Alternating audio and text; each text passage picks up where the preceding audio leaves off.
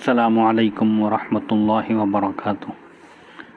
مولانا سید عبدالواسع حسینی بخاری چشتی صاحب کی جانب سے حضرت امام ابو نعیم اصفہانی رحمۃ اللہ علیہ کی مشہور زمانہ تصنیف دلائل النبوہ کا سلسلہ وار درس جاری و ساری ہے الحمدللہ۔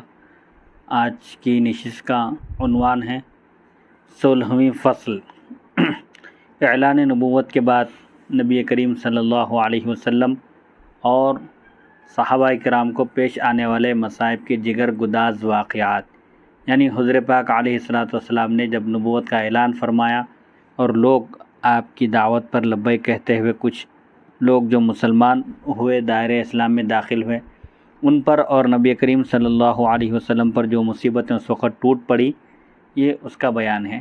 نبی کریم صلی اللہ علیہ وسلم کے مکی دور بعثت کا اجمالی خاکہ۔ حضور پاک علیہ السلام نے 40 سال کی عمر مبارک میں نبوت کا اعلان فرمایا اور اعلان فرمانے کے بعد آپ 13 سال مکہ مکرمہ میں رہے، پھر اللہ کے حکم سے ہجرت کر کے آپ مدینہ منورہ تشریف لے گئے، وہاں آپ نے 10 سال قیام فرمایا۔ اب یہ 16ویں فصل میں مکی زندگی کا خاکہ، اجمالی خاکہ پیش کیا جا رہا ہے۔ عروہ بن زبیر، ابن شہاب اور محمد اسحاق رحمہ اللہ کا کہنا ہے کہ جب اقرأ بسم ربک الذی خلق سورہ علق کی پہلی آیت اپنے رب کے نام سے پڑھیے، اقرأ بسم ربک الذی خلق سے بعثت محمدی کا آغاز ہوا، حضور پاک علیہ السلام کی رسالت اور نبوت کا آغاز ہوا، تو آپ نے اپنے گھر والوں اور نہایت قریبی دوستوں تک یہ دعوت پہنچائی، جن میں حضرت خدیجہ، حضرت ابوبکر صدیق، حضرت علی مرتضیٰ اور حضرت زید وغیرہ رضی اللہ عنہم شامل تھے۔ یہ سلسلہ 3 سال جاری رہا، پھر یہ آیتیں نازل ہوئیں۔ فاصدع بما تؤمر واعرض عن المشرکین، سورہ حجر آیت نمبر 94۔ آپ صلی اللہ علیہ وسلم کو جو حکم ملتا ہے آپ اسے علانیہ ظاہر کریں اور مشرکوں سے منہ پھیر لیں، اعراض کریں، ان کی مخالفت کو خاطر میں نہ لائیں۔ مشرکین مخالفت کریں گے، آپ اپنا کام تبلیغ اور اللہ کے احکام کو پہنچانے کا کام جاری رکھیے۔ اور اسی طرح سورہ شعراء آیت نمبر 214 وانذر عشیرتک الاقربین، اور سورہ حجر کی آیت وقل انی انا النذیر المبین، اور پہلی آیت کا ترجمہ ہے اور آپ اپنے قریبی رشتہ داروں کو اللہ کی مخالفت سے ڈرائیں، اور آپ فرما دیجئے کہ میں کھلم کھلا ڈرانے والا ہوں، یعنی اللہ کے عذاب سے میں تم کو ڈراتا ہوں۔ ان آیات کے نازل ہونے کے بعد آپ نے علانیہ دعوت حق کا آغاز کیا۔ 3 سال کے بعد آپ نے پھر جب ان آیاتوں میں صاف طور پر ڈرانے کا حکم نازل ہوا اور کفار اور مشرکین کی مخالفت کیے بغیر علانیہ دعوت حق دینے کا حکم ہوا، تو آپ نے علانیہ دعوت حق کا آغاز کیا اور 10 سال تک مسلسل دعوت دین دیتے چلے گئے۔ آپ کے چچا ابو طالب اس دوران آپ کی حمایت کرتے رہے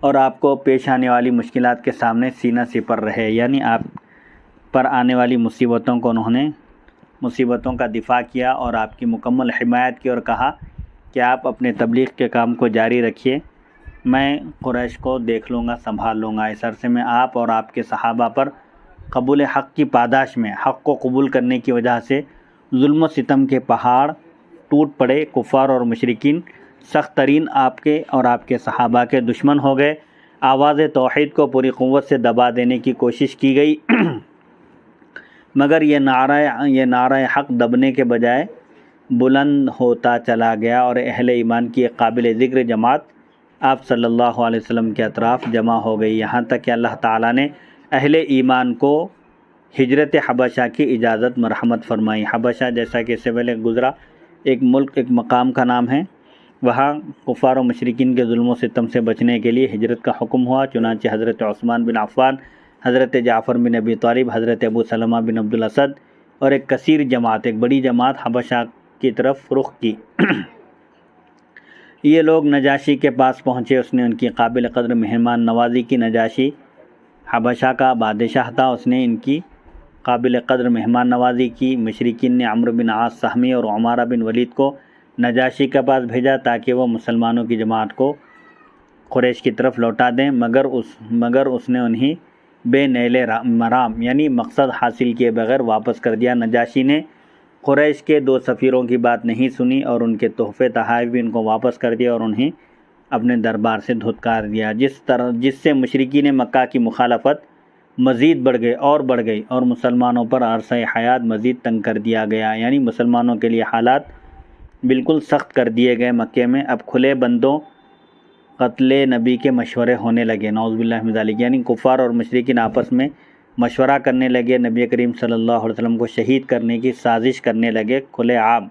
اسی دوران آپ صلی اللہ علیہ وسلم کو اور آپ کے خاندان بنو ہاشم کو شعب ابی طالب، شعب گھاٹی کو کہتے ہیں عربی میں، شعب ابی طالب میں انہیں محصور کر دیا گیا، مقید کر دیا گیا، یعنی نظر بند کر دیا گیا آپ صلی اللہ علیہ وسلم کو اور آپ کے خاندان بنو ہاشم کو، اور ایک دستاویز لکھ کر ایک ڈاکومنٹ تیار کر کے کعبے کی چھت سے لٹکا دیا گیا کہ بنو ہاشم سے نہ خرید کی جائے نہ فروخت، یعنی خرید و فروخت نہ کی جائے۔ سوشل بائیکاٹ کیا گیا بنو ہاشم کا، نہ ان سے ہم نشینی کی جائے گی، نہ ہی ہم کلامی، یعنی نہ ان کے ساتھ اٹھنا بیٹھنا چاہیے اور نہ ہی ان سے کوئی گفتگو کی جائے، اور مسلسل 3 سال تک ایک گھاٹی میں مقید ہو کر رہتے ہوئے گزر گئے۔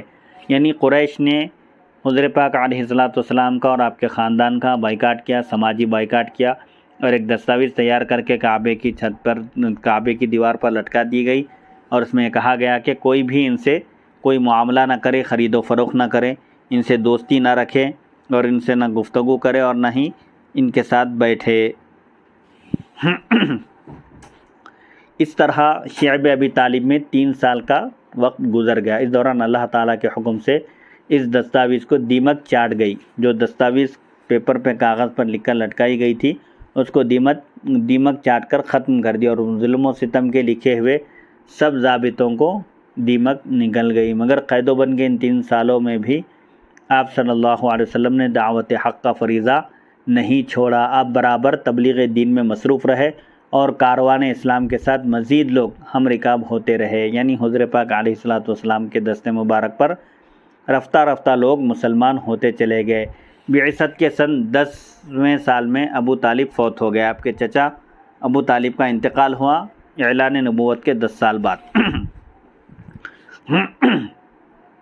اب آپ کے خاندان کا کوئی سربر آوردہ آدمی اور آپ کے چچاؤں میں سے کوئی بھی آپ کا حامی نہ رہا، یعنی خاندان کے جو بڑے تھے ابو طالب خانہ کعبہ کے متولی تھے اور قریش کے سردار تھے، قریش ان سے ڈرتے تھے، ان کا انتقال ہو گیا۔ اب آپ صلی اللہ علیہ وسلم کی کوئی حمایت کرنے والا ظاہری طور پر نہ رہا، چنانچہ آپ صلی اللہ علیہ وسلم طائف چلے گئے۔ طائف ایک مقام کا نام ہے، وہاں قبیلہ بنی عبدیہ لیل آپ کے ننھیال سے تعلق رکھتا تھا، آپ کے ننھیالی رشتہ دار تھے۔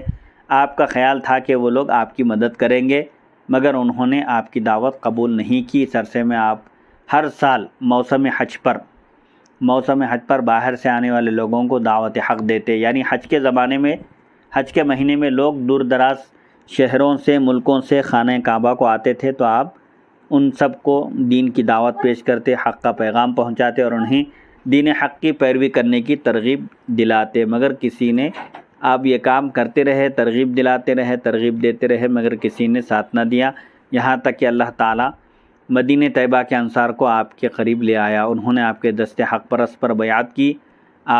پھر آپ صلی اللہ علیہ وسلم کے صحابہ کو مدینہ طیبہ کی طرف ہجرت کرنے کا حکم ملا، اور نبی کریم صلی اللہ علیہ وسلم بھی اللہ کا حکم پا کر حرم کعبہ سے سوئے مدینہ یعنی مدینہ کی جانب تشریف لے گئے۔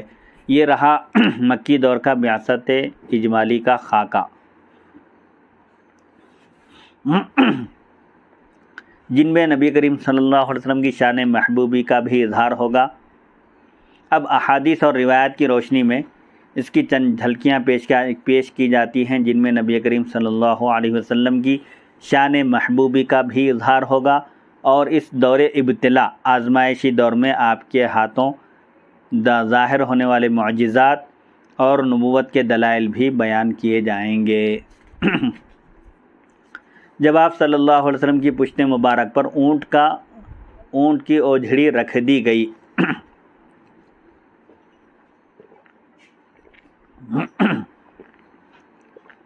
یعنی آپ صلی اللہ علیہ وسلم جب خانہ کعبہ میں نماز ادا کرتے تو کفار اور مشرکین آپ صلی اللہ علیہ وسلم کو تکلیف پہنچانے کی طرح طرح کی وہ لوگ سازش کوشش کرتے تھے، آپ جب سجدے میں ہوتے تو آپ کی پشت مبارک پر جانوروں کی اوجھڑی جو غلاظت ہوتی ہے، جس سے انسان کی طبیعت کراہت کرتی ہے، ایسے اجزاء لا کر آپ کی پشت مبارک پر رکھ دیا کرتے تھے۔ نمبر 193 عبداللہ بن مسعود رضی اللہ عنہ سے روایت ہے کہ نبی کریم صلی اللہ علیہ وسلم مسجد حرام میں محو عبادت تھے، یعنی عبادت میں مصروف تھے۔ اس وقت ابو جہل بن ہشام، شیبہ و عتبہ، یہ ربیعہ کے 2 بیٹے ہیں، عقبہ بن ابی معیط، امیہ بن خلف اور بقول ابن اسحاق، مشہور مورخ ہیں یہ ابن اسحاق، اور بقول ابن اسحاق 2 شخص اور بھی حرم میں موجود تھے، یعنی ابو جہل، شیبہ اور عتبہ، عقبہ بن ابی معیط، امیہ بن خلف اور 2 افراد ان کے ساتھ موجود تھے۔ یہ کل ملا کر 7 آدمی تھے۔ نبی کریم صلی اللہ علیہ وسلم نے بہت طویل سجدہ فرمایا۔ ابو جہل کہنے لگا، فلاں قبیلے میں اونٹ ذبح ہوا ہے، تم میں سے کون ہے جو وہاں سے جا کر اونٹ کی اوجھڑی لائے؟ یعنی اونٹ کے گوشت کے کچھ ایسے حصے، جانوروں میں کچھ حصہ ایسا ہوتا ہے جس سے انسان کی فطرت، طبیعت اس سے کراہت کرتی ہے، اس کے استعمال سے اس کو پھینک دینے کا حکم ہے شریعت میں۔ ایسی چیزیں یعنی اس کی اوجھڑی لانے کے لیے کہا، اور کہا کہ محمد صلی اللہ علیہ وسلم کی پشت پر رکھ دے۔ کوئی ایسا کام کر سکتا ہے کہ ابو جہل نے پوچھا، تو ان میں سے بدترین انسان اور اہل ارض کا ذلیل ترین شخص عقبہ بن ابی معیط اٹھا۔ یعنی عقبہ بن ابی معیط انتہائی بدبخت تھا اور بدترین انسان تھا۔ جب ابو جہل نے کہا کہ فلاں قبیلے میں اونٹ ذبح ہوا ہے، کوئی ہے جو جا کر اس اونٹ کی اوجھڑی لا کر محمد صلی اللہ علیہ وسلم کی پشت پر رکھ دے، تو عقبہ بن ابی معیط نے اس کی بات قبول کی، اٹھا اور اوجھڑی لا کر آپ صلی اللہ علیہ وسلم کے کندھوں پر رکھ دیا۔ آپ صلی اللہ علیہ وسلم اس وقت حالت سجدہ میں تھے، سجدے میں تھے آپ۔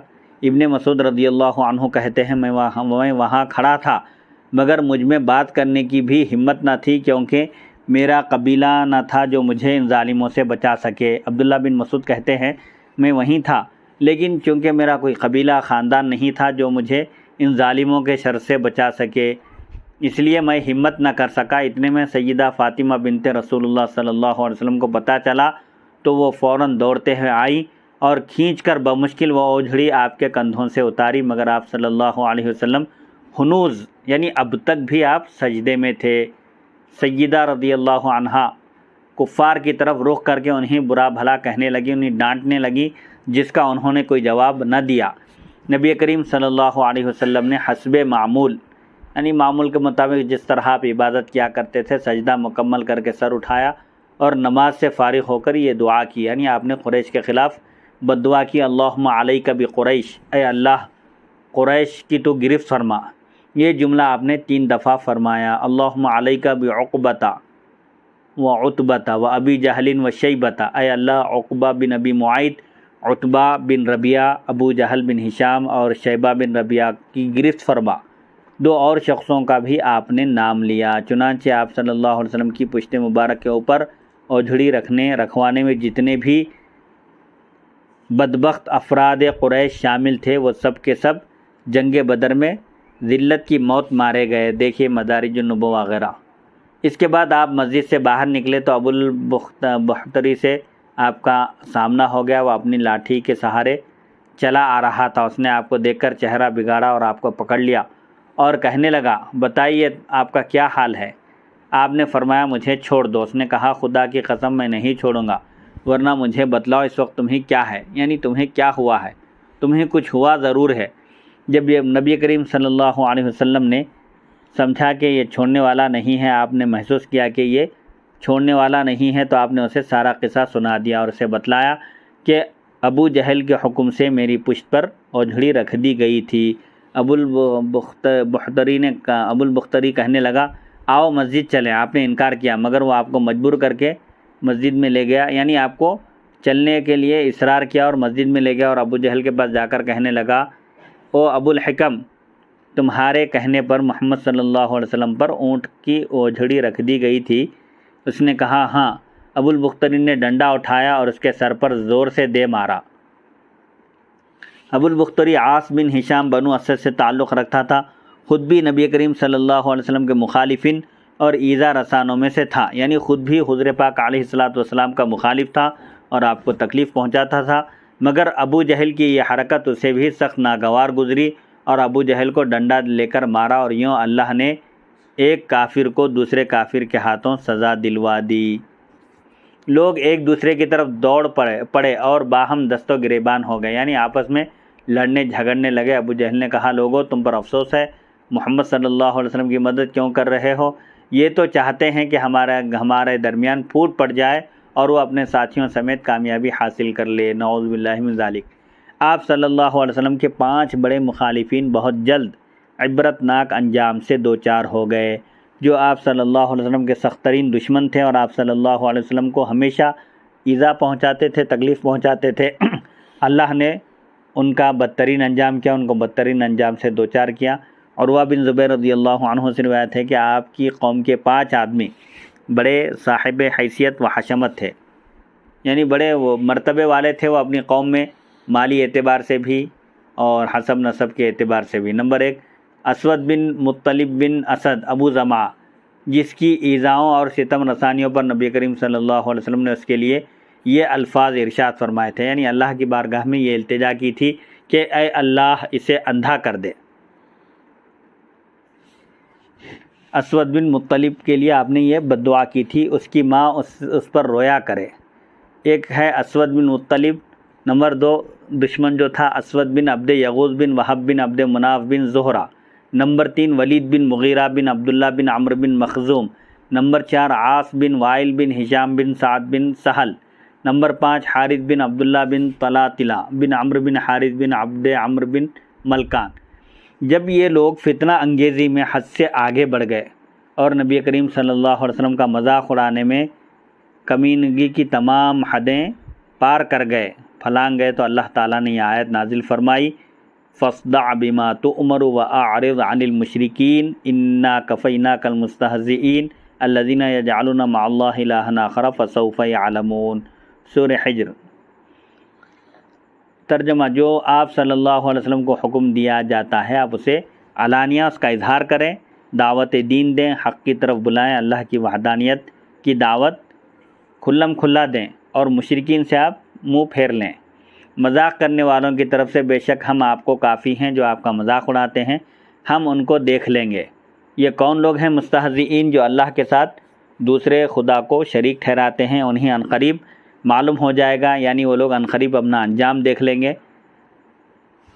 نمبر 194، عروہ بن زبیر رضی اللہ عنہ سے روایت ہے کہ نبی کریم صلی اللہ علیہ وسلم محو طواف کعبہ تھے، یعنی خانہ کعبہ کے طواف میں مصروف تھے کہ جبریل علیہ السلام آ کر آپ کے بازو پہلو میں کھڑے ہو گئے اور آپ کو اپنے ساتھ کھڑا کر لیا۔ اتنے میں اسود بن مطلب آپ کے قریب سے گزرا۔ جبریل امین علیہ السلام نے اس کے منہ پر ایک سبز پتہ لے کر مارا، جس سے وہ فوراً اندھا ہو گیا۔ یعنی نبی کریم صلی اللہ علیہ وسلم بھی محو طواف تھے، اور کفار بھی، جن میں یہ مذکورہ 5 دشمنان دین بھی تھے، جو حضور پاک علیہ السلام کو تکلیف پہنچانے میں، ایذا پہنچانے میں تمام حدیں پار کر چکے تھے۔ تو اسود بن مطلب کے منہ پر حضرت جبریل امین علیہ السلام نے ایک سبز پتہ لے کر مارا، تو جس سے وہ فوراً نابینا ہو گیا، اندھا ہو گیا، اس کی بینائی جاتی رہی۔ اس کے بعد اسود بن عبد یغوث گزرا، آپ نے اس کے پیٹ کی طرف اشارہ کیا، اسے پیچش لگ گئی، یعنی اس کو موشنز آنا شروع ہو گئے، اور پیٹ میں ہوا بھر جانے کے سبب اس کی تکلیف سے وہ بہت جلد مر گیا، یعنی اپنے انجام کو پہنچ گیا۔ تھوڑی دیر بعد ولید بن مغیرہ کا گزر ہوا، آپ نے اس کی ایڑی کے نیچے ایک زخم کی طرف اشارہ کر دیا۔ اس سے چند سال قبل کی بات ہے، یعنی چند سال پہلے وہ ایک مرتبہ بنو خزاعہ، قبیلے بنو خزاعہ کے ایک آدمی کے پاس سے گزرا جو تیر بنایا کرتا تھا۔ چونکہ ولید کا تہبند، یعنی اس کی لنگی زمین پر لٹک رہی تھی، اس لیے کوئی تیر کپڑے میں اٹک گیا اور ایڑی پر خراش آ گئی، جس کی وجہ سے ایڑی کو زخم لگ گیا، مگر وہ معمولی زخم تھا، وہ خراش معمولی سی تھی، لیکن جب جبریل امین علیہ السلام نے اس کی طرف اشارہ کیا تو اس سے خون بہہ پڑا، خون بہنا شروع ہو گیا، خون کے فوارے جاری ہو گئے، اور وہ اس کی تکلیف سے تڑپ تڑپ کر مر گیا۔ تھوڑی دیر بعد وہاں سے عاص بن وائل کا گزر ہوا، یہ بھی سخت ترین دشمن تھا۔ حضرت جبریل علیہ السلام نے اس کے پیر کے تلوے کی طرف اشارہ کر دیا، بعد ازاں وہ گدھے پر سوار ہو کر طائف مقام کو چلا۔ گدھے نے اسے ایک جگہ جھاڑیوں پر دے مارا، یعنی گدھے نے اس کو اٹھا کر پٹک دیا، اس کے تلوے میں کانٹا چبھ گیا جس سے پیر اس کا اتنا پھول گیا کہ وہ جان سے ہاتھ دھو بیٹھا۔ چند لمحوں کے بعد وہاں سے حارث بن طلحہ کا گزر ہوا۔ آپ نے اس کے سر کی طرف اشارہ کیا، اس سے پیپ نکلنے لگا اور کچھ دیر میں اس نے بھی جان دے دی۔ یعنی یہ جو 5 لوگ بدترین دشمن تھے اور دشمنی میں تمام حدیں پار کر دیے تھے، حضور پاک علیہ السلام کو مسلسل ایذا اور تکلیف پہنچاتے تھے، 5 بھی اپنے انجام کو پہنچ کر واصل الی النار ہو گئے، یعنی جہنم رسید ہو گئے۔ نمبر 195، ابن عباس رضی اللہ تعالی عنہما سے روایت ہے کہ نبی کریم صلی اللہ علیہ وسلم چند سال اعلان نبوت کے بعد چند سال خفیہ طور پر مصروف کار رہے، یعنی خاموشی کے ساتھ چھپ کر آپ دین کی دعوت دیتے رہے، تبلیغ دین انجام دیتے رہے اور وحی الہی کو سر عام بیان نہ فرمایا۔ سب کے سامنے آپ نے کھلم کھلا بیان نہیں فرمایا۔ اللہ تعالیٰ کے حکم کی تعمیل جیسی تھی، آپ کو اللہ کا جیسا حکم تھا آپ اس کی تعمیل کیا کرتے تھے، یہاں تک کہ اللہ تعالیٰ نے فَاصْدَعْ بِمَا تُؤْمَرْ والی آیت نازل فرمائی، سورہ حجر والی آیت نازل فرمائی، یعنی مکے میں اپنا دعویٰ بیان کر دو، جو آپ کو حکم دیا جاتا ہے اس کو کھلم کھلا آپ ظاہر کیجئے۔ پھر اللہ نے آپ کی مخالفت اور آپ سے مذاق کرنے والوں کو تباہ کر دیا۔ وہ جملہ 5 آدمی تھے نبی کریم صلی اللہ علیہ وسلم کے بعد جبریل جو یہ آیت لے کر آئے تو اس کا مقصد پورا ہو گیا تھا، یعنی اللہ تعالیٰ نے وہ مذاق اڑانے والوں سے بدلہ لے لیا۔ کہتے ہیں نبی کریم صلی اللہ علیہ وسلم نے فرمایا، میں نے اس آیت کے نزول کے بعد ان 5 کو زندہ دیکھا، مگر پھر ایک دن رات میں ہی 5 کے 5 ختم ہو گئے۔ انا کفیناک المستہزئین، اللہ تعالیٰ نے فرمایا کہ ان مذاق اڑانے والوں کی طرف کے لیے ہم آپ کو کافی ہے، یعنی ہم ان مذاق اڑانے والوں کو ہم دیکھ لیں گے اور ان کو ان کے انجام تک پہنچائیں گے۔ چنانچہ آپ صلی اللہ علیہ وسلم فرماتے ہیں، اس آیت کے نازل ہونے کے بعد 5 کو آپ نے زندہ دیکھا، لیکن ایک ہی دن میں 5 کا خاتمہ ہو گیا۔ اس میں شک نہیں کہ آیہ مبارکہ فَاصْدَعْ بِمَا تُؤْمَرُ سن 4 ہجری نبوی میں نازل ہوئی اور پیش نظر حدیث سے معلوم ہو رہا ہے کہ مذکورہ 5 کافروں کا انجام بد اس آیت کے نازل ہونے کے فوراً بعد ہوا ہے، تو یقیناً ان کے مرنے کا واقعہ سن 4 ہجری نبوی کا ہی قرار پائے گا۔ ان میں سے عاص بن وائل سہمی بارش کے دن باہر نکلا جبکہ اس کا بیٹا اونٹوں کو چرانے کے لیے گیا ہوا تھا۔ وہ سوار ہوا اور کسی گھاٹی میں جا کر اترا، ابھی زمین پر قدم رکھا ہی تھا کہ چیخ اٹھا، مجھے کسی چیز نے ڈس لیا ہے، مگر کوئی چیز نظر نہیں آئی، وہاں پر کوئی چیز نظر نہ آئی۔ دیکھتے ہی دیکھتے اس کا پیر پھولتا چلا گیا اور اونٹ کی گردن کی طرح موٹا ہو گیا، جس کی وجہ سے وہ وہیں اسی وقت مر گیا۔ حارث بن قیس سہمی نے نمکین مچھلی کا گوشت کھایا، یہ بھی حضور پاک علیہ السلام کو تکلیف پہنچانے میں پیش رہا کرتا تھا۔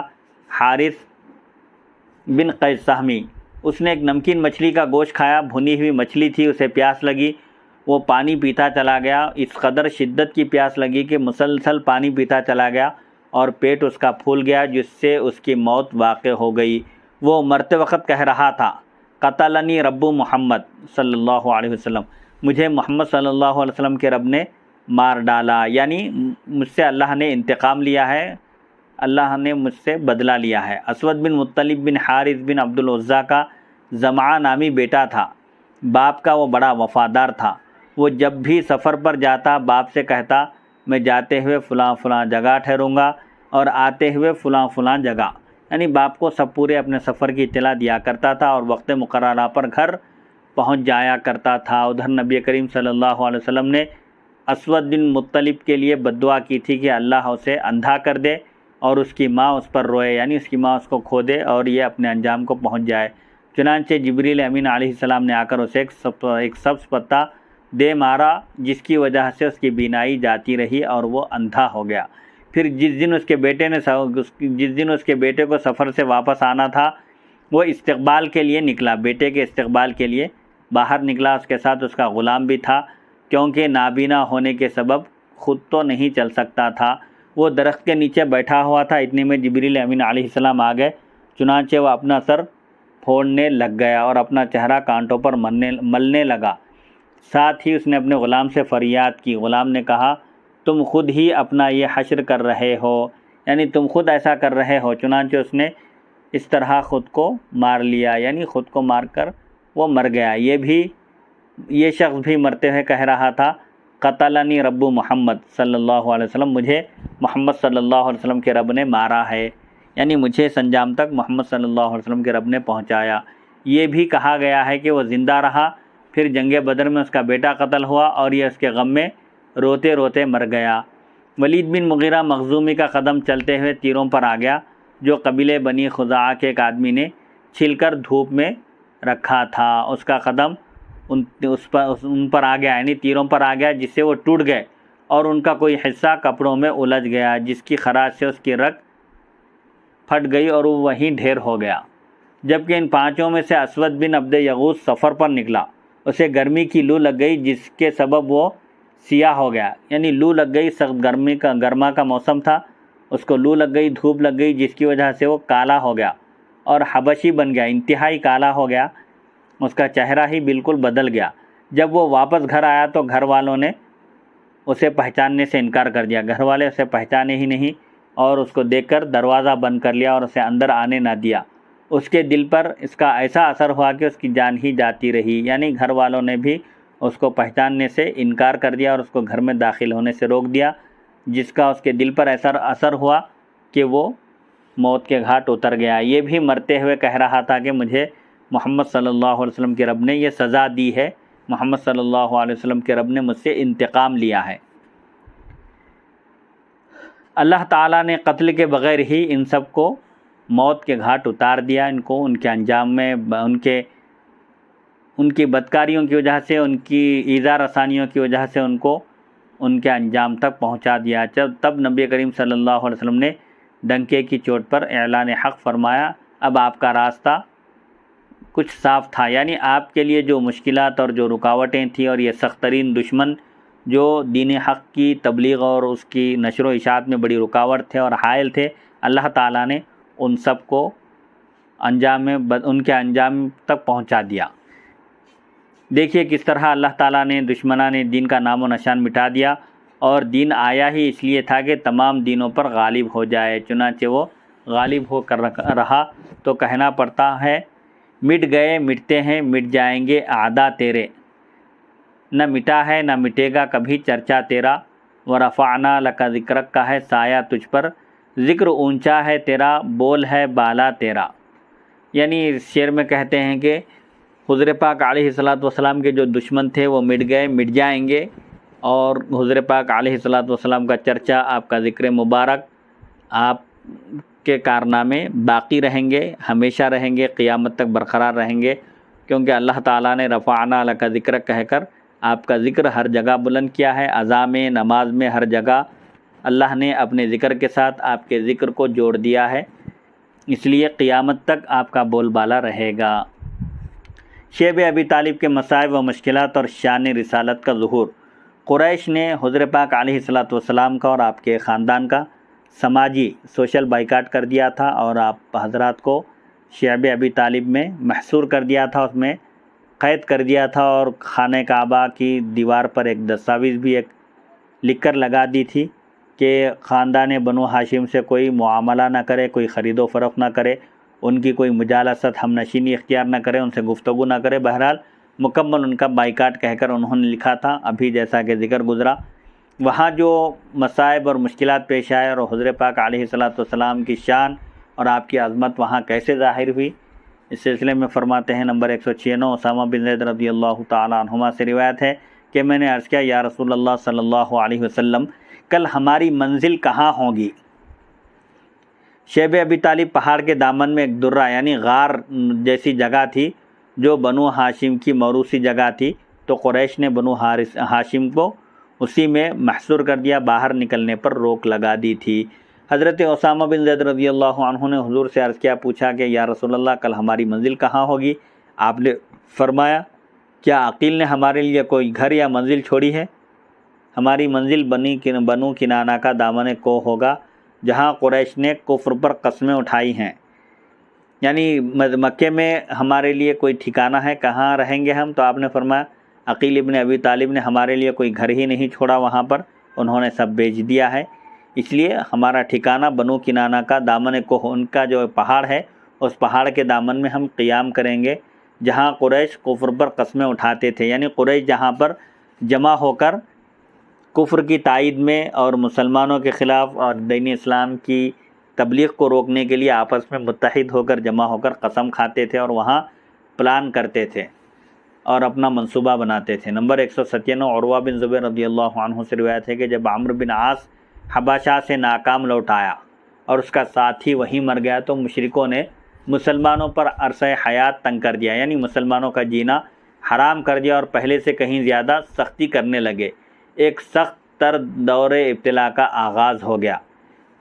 حبشہ کی ہجرت کے بعد جب قریش کے سفیر ناکام لوٹے، حبشہ کے بادشاہ نجاشی کو اپنا ہمنوا نہیں بنا سکے اور اس کے پاس پناہ لیے ہوئے مسلمانوں کو دوبارہ مکہ لا کر اذیتیں دینے سے وہ پیچھے رہ گئے، اس میں ناکام ہو گئے، تو انہوں نے مکے میں موجود مسلمانوں کا جینا حرام کر دیا، دشوار کر دیا اور ان کے لیے سخت ترین آزمائش کا آغاز ہو گیا۔ مشرکین قریش نے اجتماعی فیصلہ کیا کہ نبی کریم صلی اللہ علیہ وسلم کو سر بازار قتل کر دیا جائے، نعوذ باللہ من ذالک، یعنی جہاں ملے پکڑ کر انہیں قتل کر دیا جائے، شہید کر دیا جائے۔ ابو طالب نے ان حالات کے پیش نظر بنو عبد المطلب کو جمع کیا، یعنی اپنے خاندان کے لوگوں کو جمع کیا اور ان سب سے کہا کہ ہمیں نبی کریم صلی اللہ علیہ وسلم کو ساتھ لے کر اپنی شعب حویلی میں داخل ہو جانا چاہیے، یعنی ایک وہ پہاڑ کی جو غار نما جو جگہ ہے اس میں ہم کو چلے جانا چاہیے اور ان کے خون کی حفاظت کرنی چاہیے، یعنی نبی کریم صلی اللہ علیہ وسلم کے کفار سخت ترین دشمن ہو چکے ہیں اور آپ کے خون کے پیاسے ہو گئے ہیں۔ اب ہماری ذمہ داری یہ ہے کہ ہم آپ صلی اللہ علیہ وسلم کے خون کی حفاظت کریں۔ چنانچہ بنو عبد المطلب کے کافر و مسلم سب اکٹھے ہو کر شعب ابی طالب میں آ گئے، کوئی ایمان کی بنیاد پر آیا تھا تو کوئی خاندان کی بنیاد پر۔ قریش کو جب علم ہوا کہ بنو عبد المطلب مل کر رسول اللہ صلی اللہ علیہ وسلم کی حفاظت کرنے لگے ہیں تو انہوں نے باہم یعنی آپس میں مل کر فیصلہ کیا کہ بنو عبد المطلب سے تمام تعلقات ختم کر لیے جائیں، کوئی ان کے پاس بیٹھے نہ ان سے خرید و فروخت کرے جب تک کہ وہ نبی کریم صلی اللہ علیہ وسلم کو قتل کے لیے پیش نہیں کر دیتے، جب تک ہمارے حوالے نہیں کر دیتے کوئی ان سے کوئی معاملہ نہیں کرے گا۔ ایک دستاویز لکھی گئی، ایک ڈاکومنٹ، ایک اگریمنٹ تیار کیا گیا جس میں بڑی شد و مت کے ساتھ لکھا گیا کہ بنو ہاشم سے کبھی صلح نہ کی جائے گی، ان کے ساتھ نرمی اور رحم دلی کا کوئی برتاؤ نہیں ہوگا، بصورت دیگر وہ نبی کریم صلی اللہ علیہ وسلم کو قتل کے لیے پیش کر دیں، یعنی اسی وقت ان کے ساتھ معاملہ ہوگا، ان کے ساتھ انسانی حقوق ان کے ادا کیے جائیں گے جب وہ نبی کریم صلی اللہ علیہ وسلم کو کفار قریش کے حوالے کر دیں۔ پھر یہ دستاویز تیار کر کے کعبے کی چھت سے لٹکا دی گئی۔ بنو ہاشم اپنی شعب میں 3 سال رہے، یعنی اپنی گھاٹی میں وہ 3 سال قید رہے۔ ابتدا و امتحان کا یہ سخت ترین دور، امتحان اور آزمائش کا یہ سخت ترین دور تھا ان کے لیے۔ بازار بند تھے، یہ بازار سے کچھ خرید سکتے تھے نہ بازار میں کچھ بیچ سکتے تھے۔ اگر باہر سے مکے کی طرف کوئی سامان تجارت یا غلہ آتا تو قریش بھاگ کر باہر سے خرید لیتے تاکہ بنو ہاشم اسے خرید نہ سکیں اور بھوکے مر جائیں۔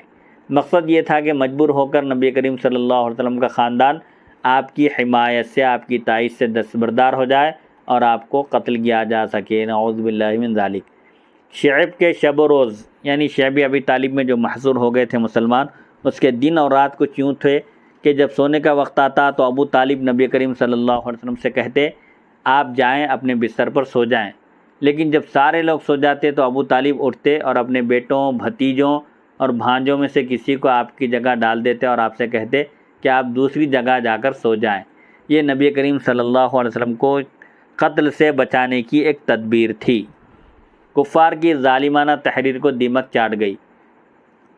یہ یاد رہے سن 7 نبوی ماہ محرم میں قریش نے قطع رحمی کا یہ معاہدہ لکھا تھا۔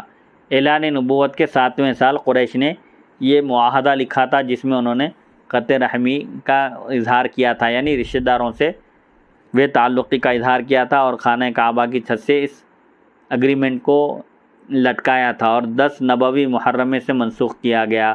اعلان نبوت کے 10ویں سال یہ دیمک اس پیپر کو، اس کاغذ کو چاٹ گئی اور شعب ابی طالب میں محصوری کا دور ابتلا ختم ہوا۔ شعب ابی طالب میں جو محصور تھے مسلمان، قید کر دیے گئے تھے، وہ آزمائش کا دور ختم ہوا۔ 3 سال مکمل ہونے پر عبد مناف اور بنو قصی کے لوگ ایک دوسرے کو ملامت کرنے لگے اور اس مسلسل قطع رحمی پر برافروختہ ہو، یعنی غصہ ہو گئے، غضبناک ہو گئے۔ ایک رات انہوں نے فیصلہ کیا کہ یہ معاہدہ ختم کر دیا جائے۔ ادھر اللہ تعالیٰ نے اس ظلم کی دستاویز پر دیمک مسلط کر دی، جو اس میں لکھے ہوئے سارے ضابطے نگل گئی، یعنی دیمک کھا گئی اور چاٹ گئی اس کو، اور جہاں محض کفر و شرک کی تحریریں تھیں انہیں چھوڑ گئی۔ اللہ تعالیٰ نے اپنے حبیب صلی اللہ علیہ وسلم کو اس سے مطلع کیا۔ ابو طالب کہنے لگے، مجھے ستاروں کی قسم محمد صلی اللہ علیہ وسلم جھوٹ نہیں بول سکتے، یقیناً ایسا ہو گیا ہے۔ چنانچہ حفیظ مرحوم شاعر کہتے ہیں، دکھائی شکل اس آغاز کی انجام نے ایک دن، چچا کو دی خبر اس مصدر الہام نے ایک دن، کہ دیمک کھا چکی ہے ظالموں کے عہد نامے کو، شکستہ کر دیا ہے اللہ نے باطل کے خامے کو۔ یعنی حضور پاک علیہ الصلوۃ والسلام نے اپنے چچا کو اطلاع دی کہ قریش نے جو عہد نامہ تحریر کیا تھا ہمارے خلاف، ہمارا بائیکاٹ کرنے کے لیے، اس کو دیمک چاٹ گئی ہے اور وہ عہد نامہ باقی نہ رہا۔ ابو طالب مسجد حرام میں آئے جو قریش سے بھری پڑی تھی، یعنی قریش جہاں پر جمع تھے۔ جب قریش نے بنو ہاشم کے لوگوں کو آتے دیکھا تو انہیں بڑا تعجب ہوا اور سوچنے لگے شاید یہ جبر مسلسل سے گھبرا کر آ گئے ہیں، یعنی بنو ہاشم کو دیکھ کر یہ سوچنے لگے کہ یہ لوگ ظلم و ستم سے عاجز آ گئے ہیں اور گھبرا گئے ہیں تاکہ نبی کریم صلی اللہ علیہ وسلم کو ہمارے حوالے کر دیں۔ ابو طالب نے گفتگو کا آغاز کرتے ہوئے کہا، ہمارے اور تمہارے درمیان جو ناگواریاں پیدا ہوئی ہیں ہم ان کا تذکرہ کرنا نہیں چاہتے، یعنی جو کچھ بھی ہو چکا ہے سو ہو چکا ہے، اب ہم اس کو دہرانا نہیں چاہتے۔ ذرا وہ دستاویز دکھلاؤ جس میں تمہاری تحریر ہے، شاید صلح کا، مصالحت کا، کمپرومائز کا کوئی راستہ نکل آئے، یا آپ نے اس لیے کہا کہ انہیں اس تحریر کی موجودہ حالت پر از خود اطلاع نہ ہو پائے۔ چنانچہ وہ اسے اٹھا لائے اور انہیں یقین ہو چلا تھا کہ آج نبی کریم صلی اللہ علیہ وسلم کو ان کے حوالے کر دیا جائے گا، اس لیے وہ کہنے لگے، وہ وقت قریب آ گیا ہے جب ساری قوم پھر سے متحد ہو جائے گی اور یہ شخص ہمیں ایک دوسرے سے جدا نہ کر سکے گا جس سے ہم نے فساد کھڑا کرنے کے لیے اب تک زندہ رہنے کی مہلت دی ہے، نعوذ باللہ من ذالک۔ ابو طالب کہنے لگے، میں اس لیے آیا ہوں تاکہ تم پر ایسی بات پیش کروں جس میں ہمارے درمیان انصاف قائم ہو سکے۔ تمہارے سامنے موجود اس دستاویز کے متعلق مجھے میرے بھتیجے نے خبر دی ہے اور وہ کبھی جھوٹ نہیں بولتے کہ اللہ تعالیٰ نے اس پر دیمک مسلط کر رکھی تھی جو معاہدے کی ساری تحریر چٹ کر گئی اور کفر و شرک کی باتیں چھوڑ گئی ہیں۔ اب تم اسے کھول کر دیکھ لو، اگر صورتحال اسی طرح ہو تو پھر جاؤ آرام کرو، جب تک ہمارا ایک فرد بھی زندہ ہے ہم نبی کریم صلی اللہ علیہ وسلم کو تمہارے سپرد حوالے نہیں کریں گے، اور اگر معاملہ اس کے برعکس نکلا تو ہم انہیں از خود تمہارے حوالے کر دیں گے، زندہ رکھو چاہے تو قتل کر دو۔ قریش کہنے لگے، ہمیں تمہاری بات بڑی پسند آئی۔ چنانچہ دستاویز کھولی گئی، وہ تحریر نامہ لکھ کر جو لگایا گیا تھا، لٹکایا گیا تھا، وہ کھولا گیا تو صادق و مصدوق صلی اللہ علیہ وسلم کے فرمان سے سر منہ فرق نہ تھا، یعنی حضور پاک علیہ السلام نے جس طرح اس تحریر کے بارے میں اطلاع دی تھی وہ من وعن وہ تحریر ویسی ہی تھی، یعنی اس میں قریش کی جو تحریر تھی وہ پوری دیمک چٹ کر گئی تھی بائیکاٹ کی، اور قریش کے کفر و شرک کو اس نے باقی رکھا تھا۔ قریش نے جب اسے ابو طالب کے کہنے کے مطابق پایا تو کہنے لگے، خدا کی قسم یہ تمہارے آدمی کے جادو کے سوا کچھ نہیں، نعوذ باللہ من ذالک، اور وہ اپنے کفر پر جمے رہ گئے۔ نبی کریم صلی اللہ علیہ وسلم سے ان کی مخالفت میں کچھ فرق نہ آیا، بلکہ پہلے سے بھی زیادہ صحابہ کرام کو ستانے لگے۔ اس معاہدے کے ختم ہونے کے باوجود انہوں نے مسلمانوں کا پیچھا نہیں چھوڑا، مزید ان کے آلام، ان کی تکالیف میں اور اضافہ کر دیا۔ بنو عبد المطلب نے ان سے کہا، جادو کا الزام ہمیں نہیں کسی اور کو دینا چاہیے، تم نے جو ہم سے قطع رحمی کر رکھی ہے، یعنی ہم سے جو رشتہ داری توڑ رکھی ہے، یہ جادو سے کہیں زیادہ بری بات ہے۔ یوں کہو یہ تمہارے جادو کا کمال ہے، کیونکہ دستاویز رہی بھی تمہارے پاس جس میں معاہدے کے سارے الفاظ، سارے کلمات مٹ گئے مگر کفر و شرک کی تحریریں نہ مٹی، تو جادوگر ہم ٹھہرے یا پھر تم؟ مشرکین یہ سن کر بڑے نادم پشیمان ہوئے اور کوئی جواب نہ بن پڑا، ان سے کوئی جواب نہیں بن پڑا۔ بعد ازاں یعنی اس کے بعد قریش کے کچھ آدمی ابو البختری، عمرو بن ہشام بن حارث بن عبداللہ بن قصی، مطعم بن عدی، ہشام بن عمر جو بنی عامر بن لؤی کا حلیف اور اس دستاویز کا محافظ تھا، زمعہ بن اسود بن مطلب بن اسد بن عبدالعزیٰ بن قصی وغیرہم، بنو عبد المطلب سے اس جبر مسلسل پر مزید متفکر ہوئے، یعنی اب بنو عبد المطلب پر جو ظلم ڈھایا جا رہا ہے اس کی وجہ سے یہ لوگ فکر مند ہو گئے، کیونکہ ان کی مائیں بنو ہاشم سے تھیں، یعنی ان کی بھی بنو ہاشم سے رشتہ داری تھی۔ ننیالی ان کا کہنا تھا ہم اس معاہدے سے بری ہیں، یعنی ان لوگوں نے اس معاہدے سے اپنی برات کا اظہار کیا۔ ابو جہل نے کہا یہ گزشتہ ایک رات کا فیصلہ معلوم ہوتا ہے۔ محمد بن اسحاق مشہور مورخ کہتے ہیں قریش نے 3 سال تک بائیکاٹ جاری رکھا، بنو عبد المطلب تک کوئی چیز چوری چھپے ہی پہنچ پاتی تھی ورنہ نہیں۔ کہتے ہیں ایک دن ابو جہل حکیم بن حزام بن خویلد بن اسد سے ملا جو اپنے غلام کے سر پر گندم کے دانے اٹھوائے اپنی پھوپھی حضرت خدیجہ کے لیے لے کر جا رہے تھے، اور وہ نبی کریم صلی اللہ علیہ وسلم کے ساتھ شعب ابی طالب میں رہتی تھیں۔ ابو جہل ان کے پیچھے پڑ گیا اور کہنے لگا کیا تم بنو ہاشم کے لیے کھانا لے جا رہے ہو؟ بخدا میں تمہیں سارے مکے میں ذلیل کر کے رکھ دوں گا، تب ہی تم کھانا لے جا سکو گے۔ اتنے میں ابو البختری عاص بن ہشام بن حارث بن اسد آ گئے، کہنے لگا کیوں لڑ رہے ہو؟ ابو جہل نے کہا یہ بنو ہاشم کے لیے کھانا لے جا رہا تھا۔ ابو البختری نے کہا تو پھر کیا ہوا؟ اس کے پاس اپنی پھوپھی کا غلہ تھا، اس نے پیغام بھیجا تو یہ اسے غلہ پہنچانے چل پڑا، ہٹ جاؤ اس کے راستے سے، مگر ابو جہل نہ مانا۔ چنانچہ دونوں باہم دست و گریبان ہوئے، یعنی دونوں کی آپس میں لڑائی شروع ہو گئی۔ ابو البختری نے اونٹ کا جبڑا اٹھا کر اسے دے مارا جس سے وہ زخمی ہو گیا، اور اس کی اچھی خاصی ابو البختری نے ابو جہل کی زبردست پٹائی کر دی۔ حضرت حمزہ یہ منظر دیکھ رہے تھے۔ حضور صلی اللہ علیہ وسلم کے چچا سید الشہداء حضرت حمزہ یہ منظر دیکھ رہے تھے، حالانکہ کفار ایسی باتیں نبی کریم صلی اللہ علیہ وسلم سے چھپا کر رکھنے کی کوشش کرتے تھے تاکہ ان کی ذلت نہ ہو۔ محصوری کے ایام میں، شعب ابی طالب میں، قید و بند کے زمانے میں بھی نبی کریم صلی اللہ علیہ وسلم کی تبلیغی سرگرمیاں زور و شور سے جاری رہیں، یعنی ایک جگہ مقید کر دینے سے آپ کے تبلیغی فرائض میں کوئی کوتاہی، کوئی کمی نہ ہوئی، بلکہ آپ نے نہایت زور و شور سے وہاں بھی تبلیغ دین حنیف کا سلسلہ جاری رکھا۔ وَمَعَ ذَلِكَ يَدْعُو قَوْمَهُ إِلَى اللَّهِ عَزَّ وَجَلَّ لَيْلًا وَنَهَارًا سِرًّا وَجَهْرًا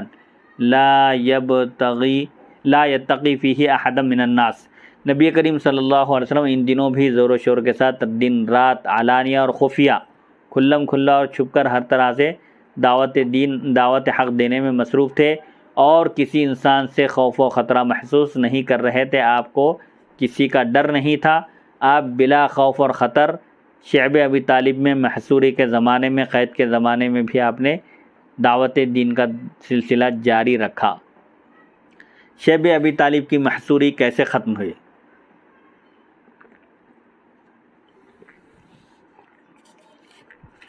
محمد بن اسحاق مشہور مورخ کہتے ہیں پھر قریش کے کچھ اور لوگ بھی اس معاہدہ ترک موالات سے بیزار ہو گئے۔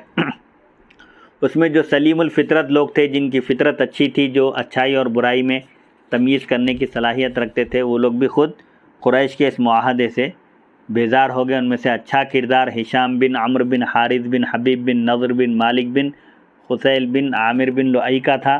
وہ نزلہ بن ہاشم بن عبد مناف کا بھائی تھا، اور نزلہ اور عمرو دونوں ماں کی طرف سے بھائی تھے، مگر صحیح یہ ہے کہ ہشام نزلہ کا بھتیجا تھا۔ سیرت ابن ہشام میں بھی اسی طرح ہے، کیونکہ دونوں کا رشتہ کچھ اس طرح تھا: ہاشم نزلہ، زوجہ عمرو ہشام۔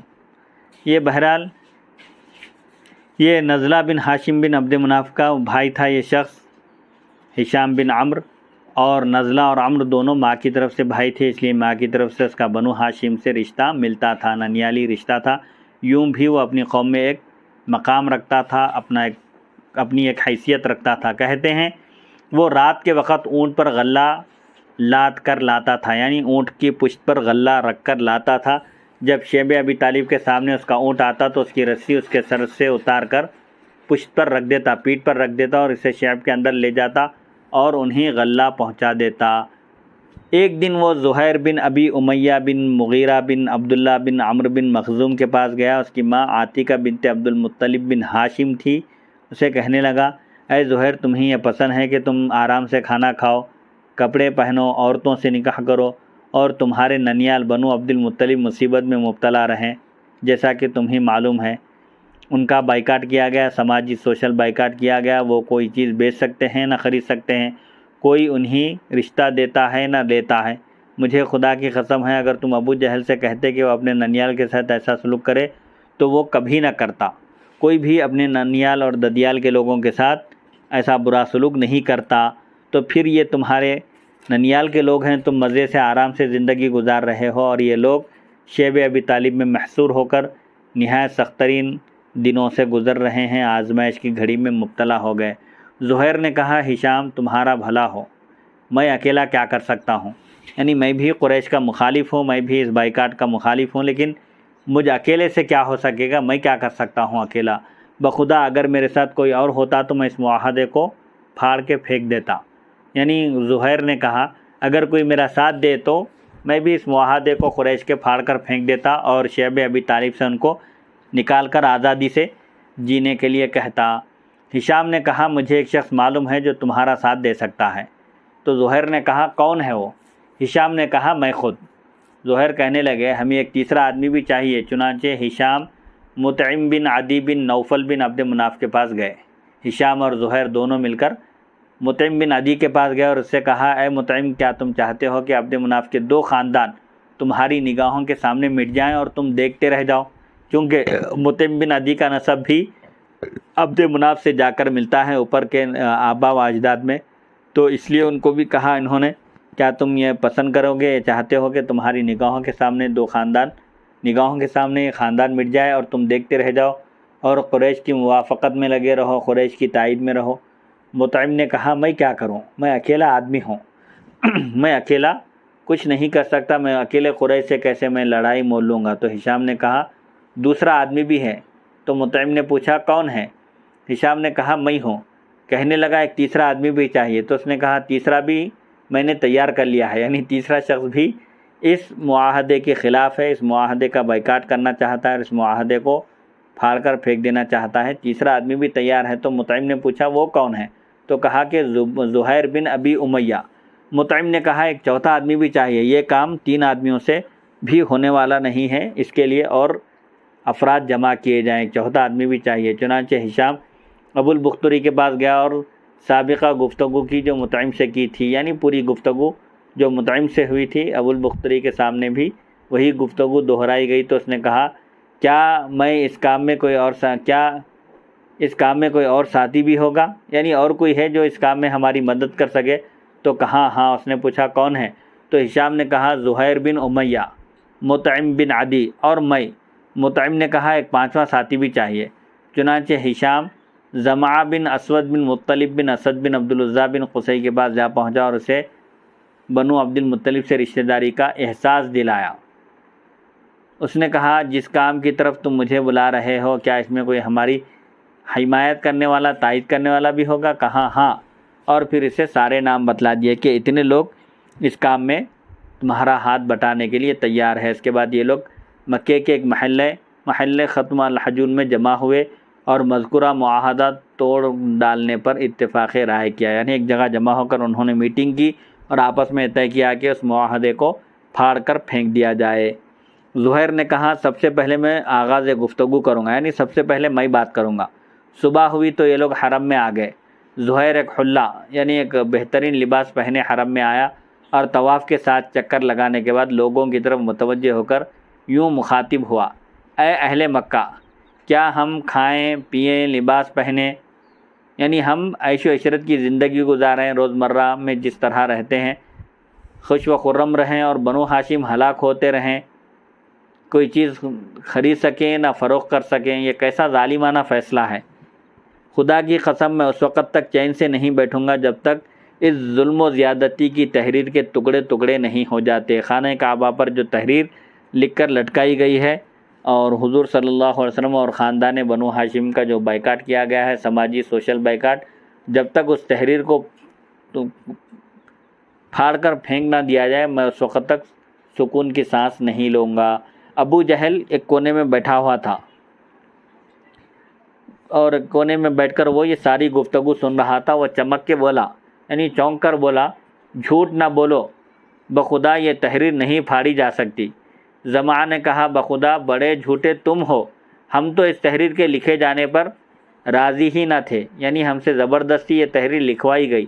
ابو البختری نے بھی ساتھ دیتے ہوئے کہا کہ زمعہ سچ کہتا ہے، ہمیں یہ تحریر قطعی ناپسند ہے۔ مطعم بن عدی نے کہا تم دونوں سچ کہتے ہو، اس کے سوا سب جھوٹ ہے۔ یعنی مطعم بن عدی بھی ان کی تائید کیے، چونکہ انہوں نے آپس میں پہلے طے کیا تھا کہ اس تحریری معاہدے کو ہم پھاڑ کر پھینک دیں گے اور ہم سب مل کر ظلم کے خلاف آواز اٹھائیں گے۔ چنانچہ مطعم نے بھی تائید کرتے ہوئے کہا کہ یہ دونوں سچ کہتے ہیں اور اس کے سوا سب جھوٹ ہے۔ ابو جہل کہنے لگا یہ اسی گزشتہ شب میں فیصلہ ہوا ہے۔ ابو طالب مسجد کے کونے میں بیٹھے ساری گفتگو سن رہے تھے۔ مطعم بن عدی دستاویز کو پھاڑنے کے لیے لپکے، مگر دیکھا تو دیمک اسے چاٹ چکی تھی، صرف اتنے الفاظ باقی تھے جو تحریری معاہدہ لکھا گیا تھا حضور پاک علیہ السلام اور آپ کے خاندان کے خلاف، اس کو دیمک چاٹ گئی تھی، اور اس تحریر میں صرف بسمہ تعالی بسمک اللہم اتنا ہی لفظ محفوظ تھا۔ وَكَانَ كَاتِبُ الصَّحِيفَةِ مَنْصُورَ بْنَ عِكْرِمَةَ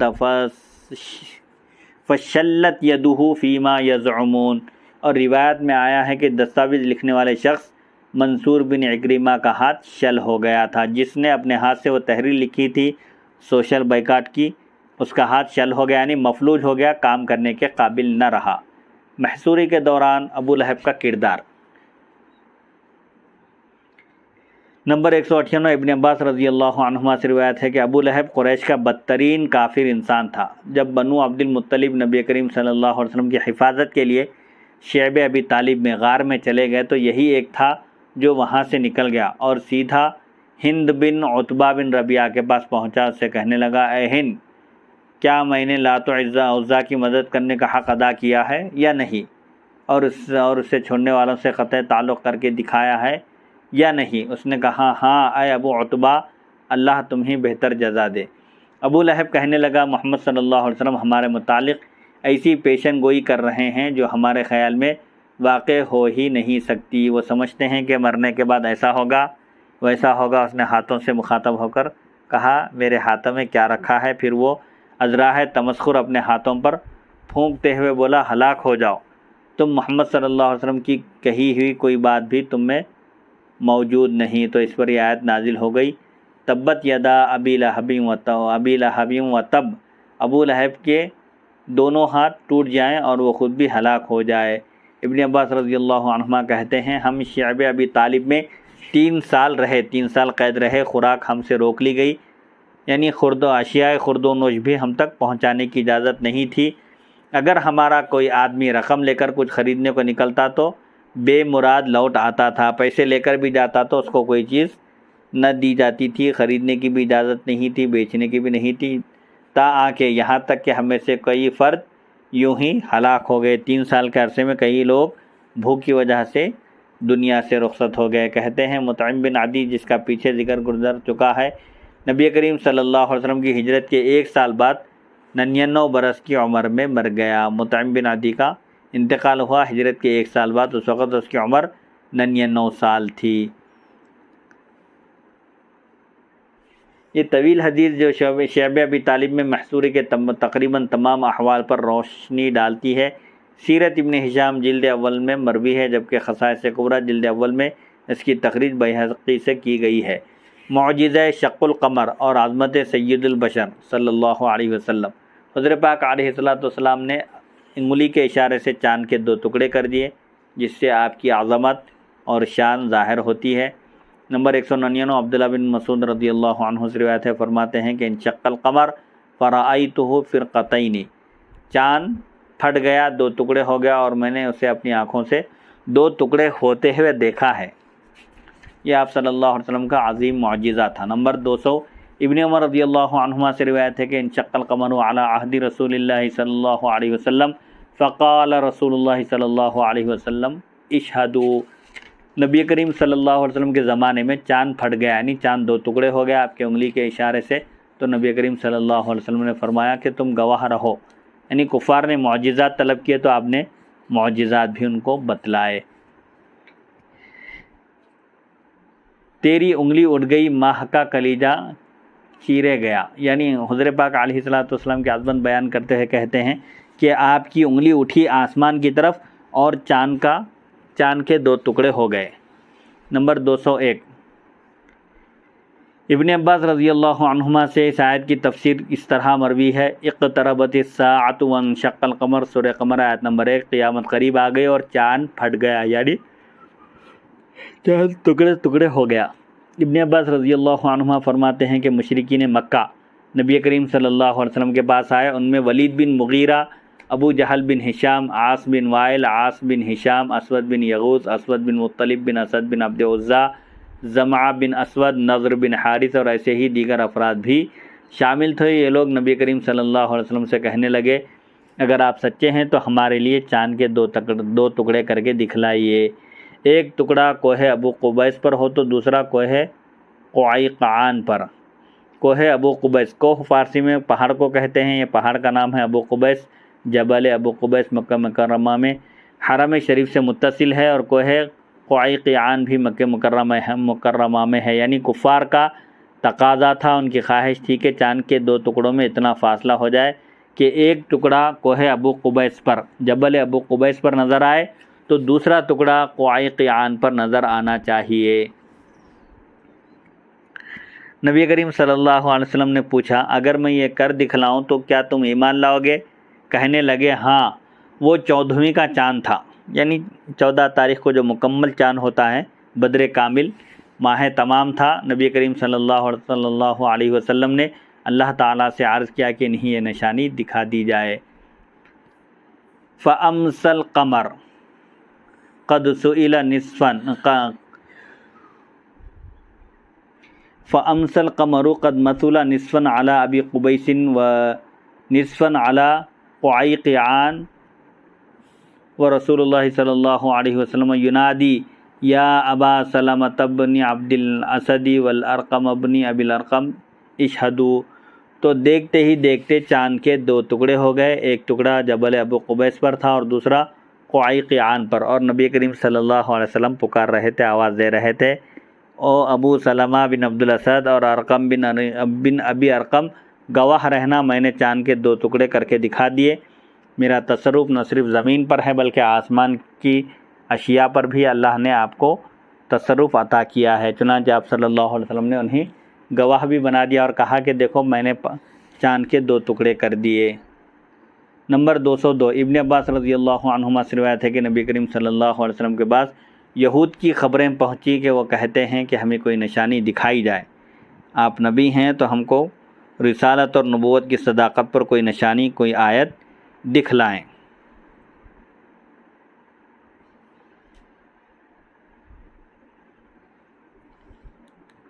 تاکہ ہم ایمان لا سکیں۔ آپ نے اللہ تعالیٰ سے سوال کیا کہ انہیں کوئی قدرت دکھائی جائے، یعنی آپ نے اللہ تعالیٰ سے معروضہ کیا، التجا کی کہ یہودیوں کو کوئی نشانی دکھائی جائے، تو اللہ تعالیٰ نے انہیں یہ دکھلایا کہ چاند 2 ٹکڑے ہو گیا آپ کی انگلی کے اشارے سے، اور 2 چاند نظر آنے لگے، ایک صفا پر تھا اور دوسرا مروہ پر۔ یہ منظر اتنی دیر قائم رہا جتنا عصر سے رات تک کا وقت ہوتا ہے۔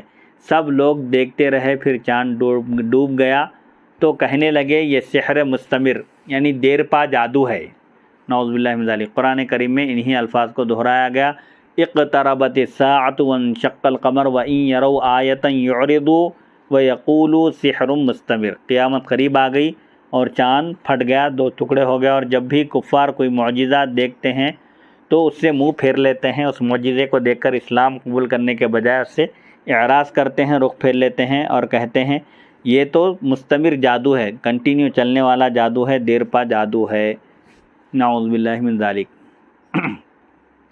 چاند کے 2 ٹکڑے سب دنیا میں دیکھے گئے۔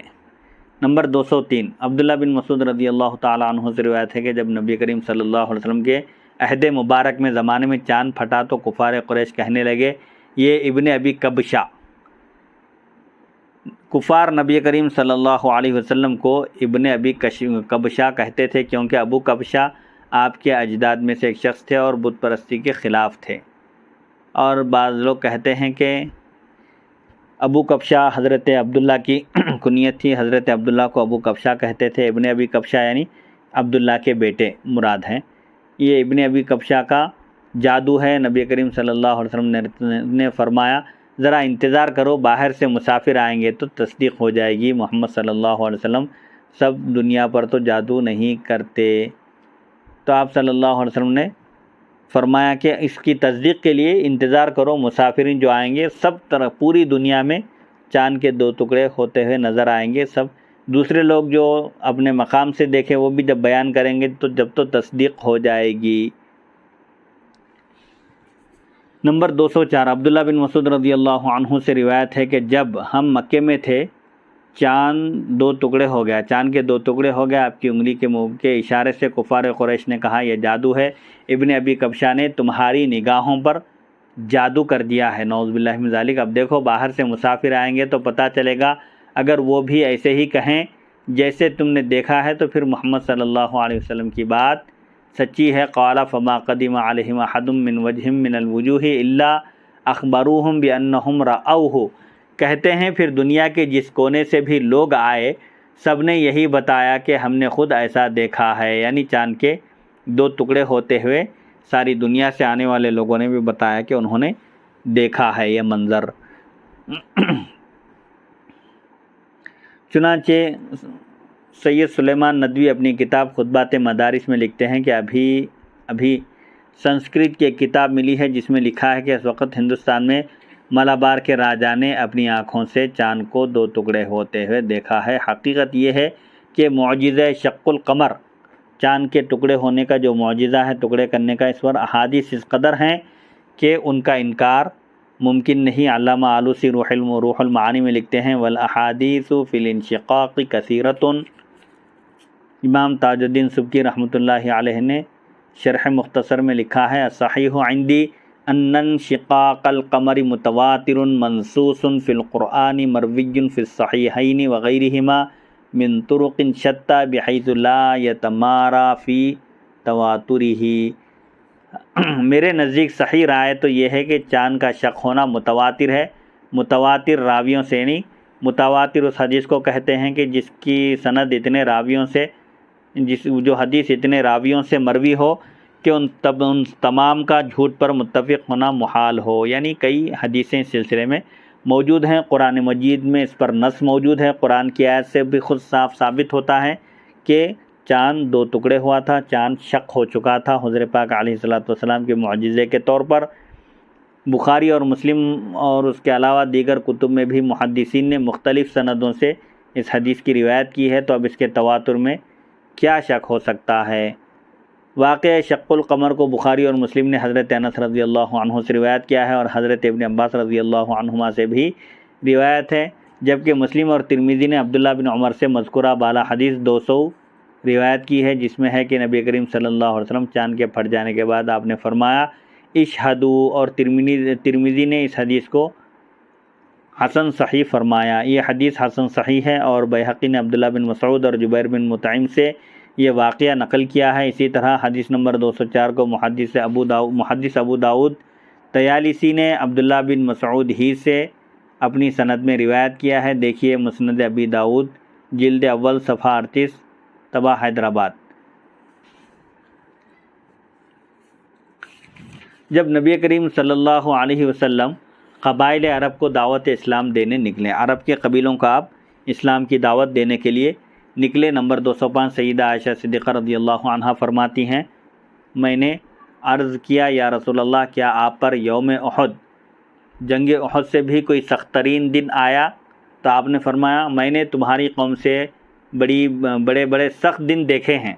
قریش نے مجھے دعوت دین کے موقع پر بڑی سختیاں، انہوں نے بڑی مصیبتیں تکلیفیں دی ہیں، ان میں سب سے سخت ترین دن یوم عقبہ ہے، جب میں نے خود کو ابن عبدیہ لیل بن عبد کلال طائف کا جو سردار تھا، رئیس تھا، اس پر پیش کیا، مگر اس نے وہی جواب دیا جس کی مجھے توقع تھی۔ میں واپس لوٹ کر آیا، رنج و غم کی وجہ سے اپنے دھیان میں جا رہا تھا، تب پتہ چلا جب میں قرن ثالث تک جا پہنچا۔ یہ طائف سے مکہ مکرمہ آتے ہوئے راستے میں ایک مقام کا نام ہے، اہل نجد کا یہی میقات ہے۔ میقات اس جگہ کو کہتے ہیں جہاں سے عمرہ کرنے والا اور حج کرنے والا بغیر احرام کے آگے نہیں بڑھ سکتا، اس کو میقات کہتے ہیں۔ جملہ مواقیت 5 ہے۔ یہ قرن الثعالب، قرن کس کی میقات ہے؟ یہ اہل نجد کی یہی میقات ہے۔ 1983 عیسوی میں جنوبی سعودیہ میں قیام کے دوران راقم الحروف، مترجم کہتے ہیں کہ مترجم نے ایک سے زائد مرتبہ یہاں سے احرام باندھ کر حج اور عمرے کی سعادتیں حاصل کی ہیں، اور دعا ہے کہ خدا سب مسلمانوں کو بار بار یہ سعادت عطا فرمائے، آمین۔ میں واپس لوٹ آیا، رنج و غم کی وجہ سے میں اپنے دھیان میں جا رہا تھا، یعنی میری توجہ نہیں تھی، بس میں چل رہا تھا، مسلسل چل رہا تھا۔ مجھے تب پتہ چلا جب میں قرن الثعالب تک جا پہنچا۔ میں نے سر اٹھایا تو مجھ پر ایک بادل سایہ فگن تھا۔ میں نے اپنا سر اٹھا کر دیکھا تو میرے سر پر ایک بادل تھا۔ میں نے دیکھا اس میں جبریل امین علیہ السلام موجود ہیں۔ انہوں نے مجھے آواز دیتے ہوئے کہا، اللہ تعالیٰ نے آپ کی قوم کا جواب سن لیا ہے اور یہ ملک الجبال پہاڑوں پر مقرر فرشتہ آپ کے پاس بھیجا ہے۔ چنانچہ ملک الجبال نے مجھے سلام کیا، پھر عرض کیا، اے محمد صلی اللہ علیہ وسلم، اللہ تعالیٰ نے آپ کی قوم کا جواب سن لیا ہے۔ میں ملک الجبال ہوں، یعنی پہاڑوں پر مقرر فرشتہ ہوں۔ مجھے اللہ نے اس لیے بھیجا ہے کہ میں آپ کے ہر حکم کی تعمیل کروں۔ اگر آپ چاہتے ہیں، یعنی اگر آپ کا حکم ہو تو میں یہ 2 پہاڑ اٹھا کر ان کفار کے سر پر رکھ دیتا ہوں، ان 2 پہاڑوں کے درمیان ان کفار کو مسل دوں گا۔ نبی کریم صلی اللہ علیہ وسلم نے فرمایا، نہیں، مجھے امید ہے کہ اللہ تعالیٰ ان کی پشت سے، ان کی صلب سے ایسے لوگ پیدا کرے گا جو خدائے وحدہ لا شریک کی عبادت کریں گے اور کسی کو اس کے ساتھ شریک نہیں ٹھہرائیں گے۔ یہ حضور پاک علیہ الصلوۃ والسلام کی رحمت تھی کہ آپ صلی اللہ علیہ وسلم نے کفار سے، آپ کو تکلیف پہنچانے والوں سے آپ نے انتقام نہیں لیا، بلکہ اللہ تعالیٰ کی بارگاہ میں یہ عرض کیا کہ اللہم اغفر لقومی فإنہم لا یعلمون، اے اللہ میری قوم کو معاف کر دے کیونکہ یہ لوگ نہیں جانتے، نادان ہیں، ناواقف ہیں، اس لیے انہیں بخش دے۔ نمبر 206، ابن عباس رضی اللہ عنہما سے روایت ہے، کہتے ہیں مجھے حضرت علی ابن ابی طالب نے بتلایا کہ جب نبی کریم صلی اللہ علیہ وسلم کو قبائل عرب میں جا کر، یعنی عرب کے قبیلوں میں جا کر دعوت دین پیش کرنے کا حکم ہوا تو آپ مینا کی طرف نکلے، یعنی تمام قبائل عرب مناسک حج ادا کرنے کے لیے اس وقت مینا میں مقیم تھے، اور نبی کریم صلی اللہ علیہ وسلم انہیں دعوت اسلام دینے تشریف لے گئے، اور یہ آپ کا سن 4 نبوی سے لے کر ہر سال کا معمول چلا آ رہا تھا۔ اعلان نبوت کے 4تھے سال سے آپ نے کنٹینیو مسلسل جہاں لوگ جمع ہوتے حج کے موقع پر، جہاں لوگوں کا بڑا اجتماع ہوتا وہاں پہنچتے اور دین حق کی دعوت پیش کیا کرتے تھے۔ آپ صلی اللہ علیہ وسلم مینا کی طرف نکلے، میں اور ابوبکر صدیق بھی آپ کے ساتھ تھے۔ کون کہتے ہیں؟ یہ حضرت علی ابن ابی طالب، کہ میں اور ابوبکر صدیق بھی آپ کے ساتھ تھے۔ ہم مجالس عرب میں سے ایک مجلس کے پاس جا پہنچے جہاں عرب کی نشستیں تھیں، جہاں عرب جمع ہو کر بیٹھے ہوئے تھے مختلف مجالس میں، تو ہم ایک مجلس میں پہنچے۔ ابوبکر صدیق رضی اللہ عنہ نے بڑھ کر انہیں سلام کیا، اور وہ ہر موقع پر آگے ہی رہے، یعنی آپ ہر موقع پر آگے رہتے تھے، اس لیے آپ کو ابو بکر کہا جاتا ہے، یعنی ہر خیر اور ہر نیکی کی طرف پہل کرنے والے۔ آپ چونکہ ایک ماہر نصاب تھے، انصاب کے آپ ماہر تھے، قریش کے قبائل سے، ان کے حسب نسب سے خوب واقف تھے، قبائل عرب کے حسب اور نسب سے آپ کو اچھی طرح واقفیت تھی، اس لیے آپ نے ان سے پوچھا یہ قوم کس خاندان سے ہے؟ اہل مجلس نے جواب دیا ربیہ سے۔ آپ نے کہا ربیہ کی کس شاخ سے؟ اعلیٰ سے یا ادنا سے؟ کہنے لگے اعلیٰ سے۔ آپ نے پوچھا کون سی اعلیٰ؟ کہنے لگے ذوالحل اکبر۔ ابو بکر صدیق رضی اللہ عنہ کہنے لگے کیا عوف تمہیں میں سے تھے جس نے کہا تھا لا حر بوادی عوف، وادی عوف میں کوئی آزاد مرد نہیں؟ کہنے لگے نہیں۔ آپ نے کہا کیا بسطام بن قیس بن مسعود تمہیں میں سے تھا، شہنشاہوں کا باپ اور قبائل کا سردار؟ کہنے لگے نہیں۔ آپ نے سوال کیا کیا شہنشاہوں کا قاتل حفظان بن شریک تمہیں میں سے ہے؟ کہنے لگے نہیں۔ آپ نے پوچھا کیا جنگجو اور تند خو جساس بن مرہ بن ذوہل تمہیں میں سے تھا، جو بہادر تھا اور نہایت پہلوان تھا، کیا وہ شخص تمہیں میں سے تھا؟ تو جواب ملا نہیں۔ آپ نے پوچھا کیا تم شاہان کندہ کے ننیال ہو؟ کندہ ایک مقام کا نام ہے۔ تو کہنے لگے نہیں۔ تو آپ نے کہا تم فرما روایان لخم کے سسرال ہو؟ جواب ملا نہیں۔ تو پھر ابوبکر صدیق رضی اللہ عنہ نے فرمایا پھر تم ذوالحل اکبر ہرگز نہیں، تم ذوالحل اصغر ہو، کیونکہ ذوالحل اکبر کی جتنی شاخیں ہیں اور اس سے جن کا نسب ملتا ہے تم ان میں سے کسی کے اولاد میں سے نہیں ہو، تم ذوالحل اکبر نہیں بلکہ ذوالحل اصغر ہو۔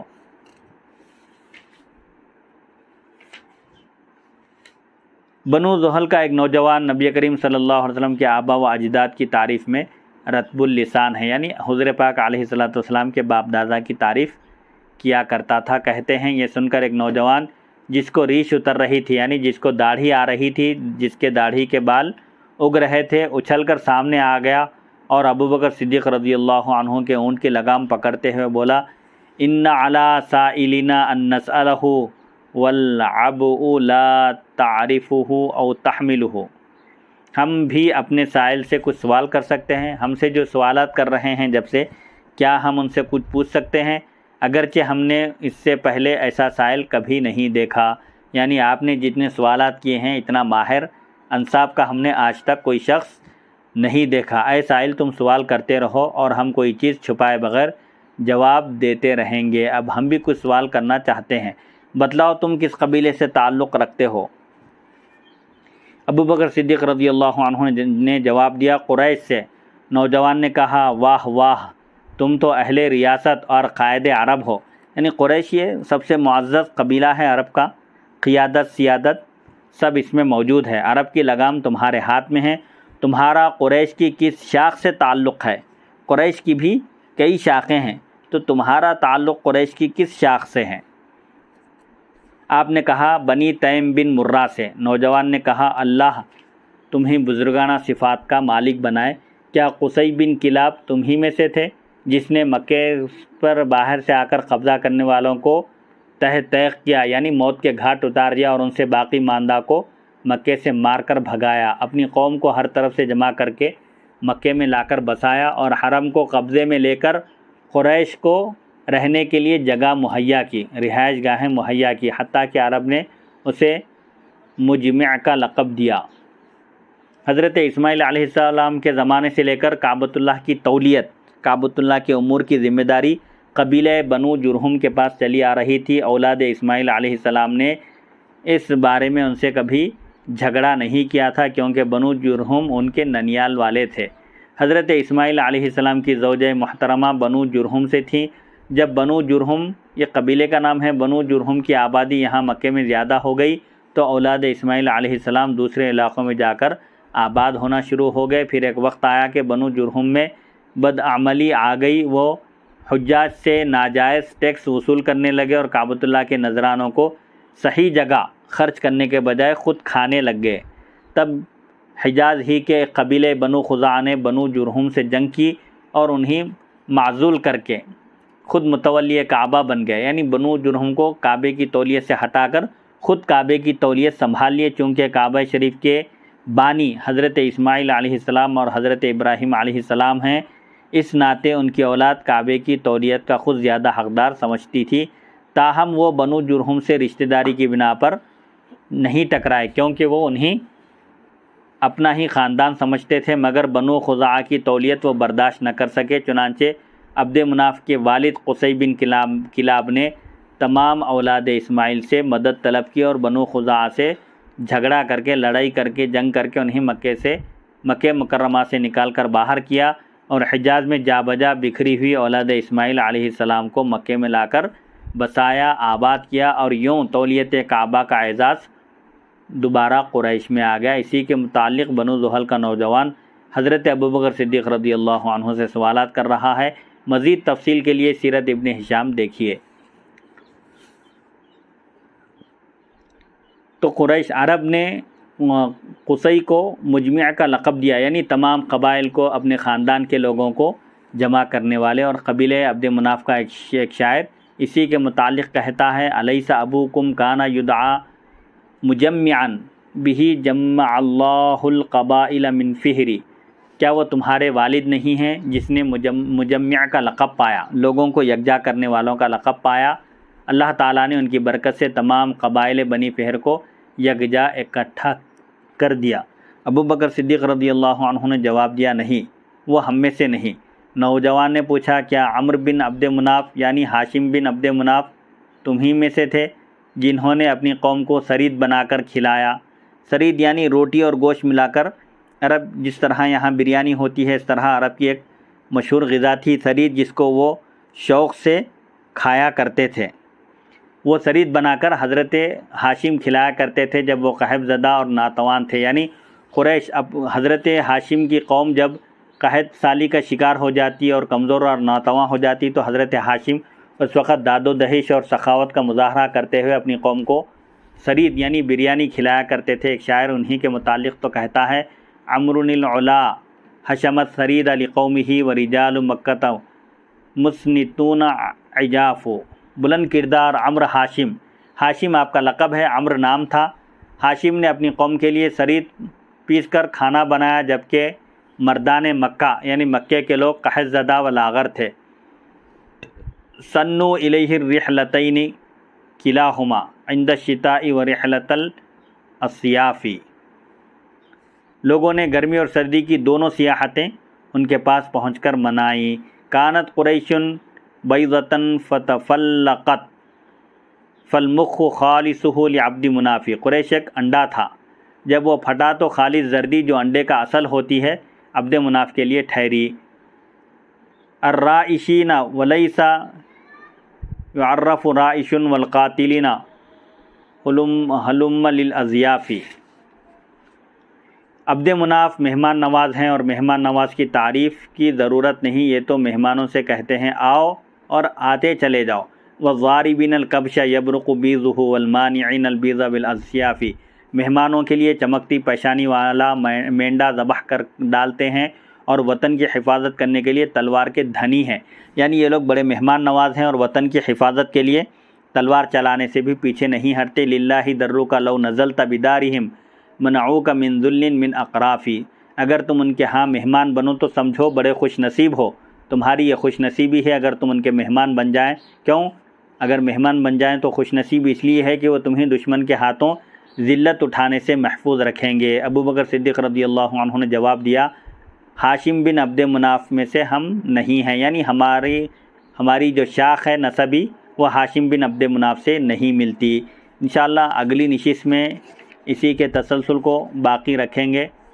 وصلی اللہ تعالی علی خیر خلقہ سیدنا محمد و آلہ و صحبہ اجمعین والحمد للہ رب العالمین۔